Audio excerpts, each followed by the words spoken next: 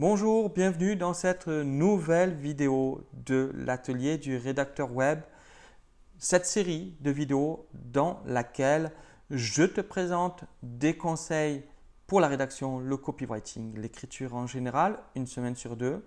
Et l'autre semaine, comme cette semaine, est composée d'un petit exercice, d'un petit jeu autour de l'écriture, de la rédaction.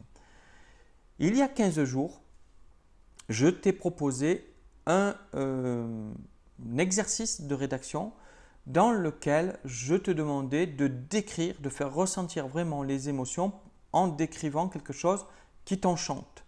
Essaye de faire vivre cet enchantement à ton lecteur. Eh bien, cette semaine, je vais te demander de faire tout le contraire, c'est-à-dire de faire ressentir à ton lecteur une scène qui te désole, une situation qui vraiment te peine, te désole, t'attriste. Et le but de cet écrit, c'est de faire ressentir à ton lecteur la même chose, la même peine, la même désolation, le même sentiment négatif. Alors, l'idée, elle est de comprendre à quel point tu peux arriver avec des mots à faire ressentir des choses, qu'elles soient positives ou négatives. Et par exemple, il peut très souvent arriver, par exemple, si tu écris même des romans ou autres, où tu as besoin de faire ressentir quelque chose de négatif pour qu'après le positif puisse l'emporter dans le chapitre d'après, etc. C'est pareil quand tu vas créer une page de vente, tu vas vouloir faire ressentir le mal-être avant la solution qu'apporte le produit ou le service que tu vas mettre en avant.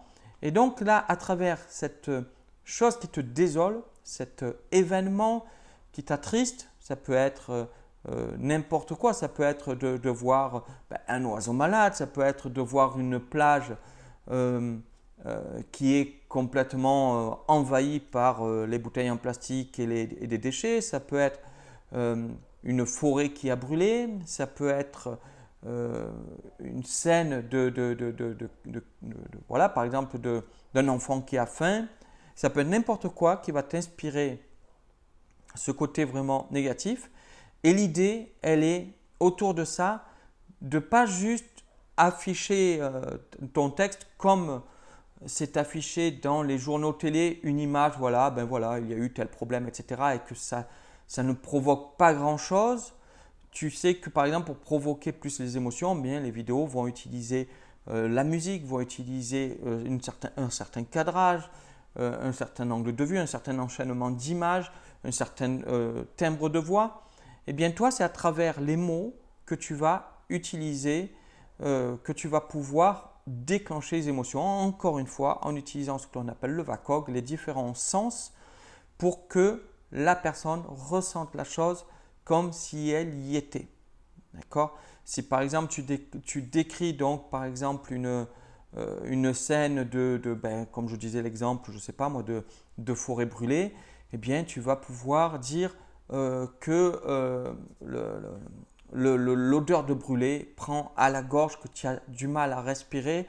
Voilà, et tu vas dire, donc projeter, vous avez du mal à respirer parce que cette odeur de brûlé vous prend littéralement la poitrine, ça pique, vos yeux commencent à piquer, etc. etc.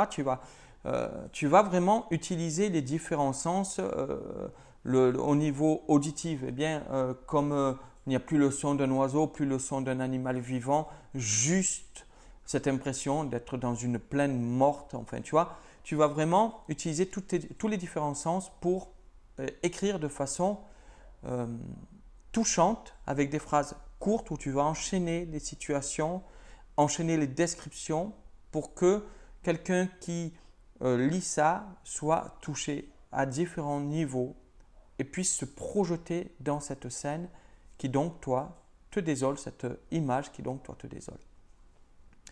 C'est un exercice un peu moins joyeux, mais par contre, ce qui est important, c'est que quand tu veux toucher quelqu'un pour l'inciter à agir, quand tu veux toucher quelqu'un pour l'inciter à mieux agir dans sa vie de tous les jours, c'est souvent par ce genre d'émotion que tu vas passer parce que les gens sinon sont envahis tellement d'images, etc.